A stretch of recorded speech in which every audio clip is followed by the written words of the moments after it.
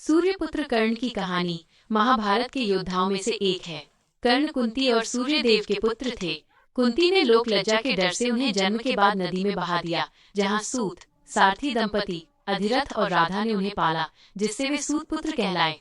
कर्ण एक महान योद्धा, दानवीर और दुर्योधन के परम मित्र थे, जो आजीवन अपने जन्म के रहस्य और सामाजिक तिरस्कार से जूझते रहे और अंततः अपने भाइयों पांडवों के विरुद्ध युद्ध में वीर गति को प्राप्त हुए, जब इंद्र ने छल से उनके जन्मजात कवच कुंडल दान में ले लिए।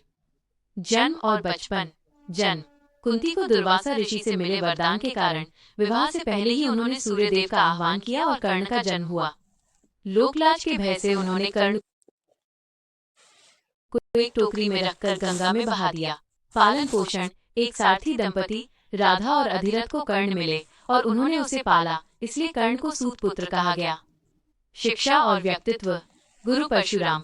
कर्ण ने परशुराम से शिक्षा प्राप्त की, लेकिन एक बार जब एक बिच्छू ने उनके पैर में डंक मारा और वे गुरु को जगाना नहीं चाहते थे, तो वे दर्द सहते रहे।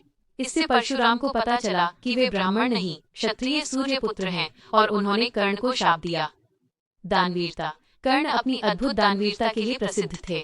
इंद्र ने ब्राह्मण वेश में उनसे उनके जन्मजात कवच और कुंडल मांगे, जिन्हें कर्ण ने बिना किसी हिचकिचाहट के काट कर दे दिया, जिससे वे युद्ध में कमजोर पड़ गए।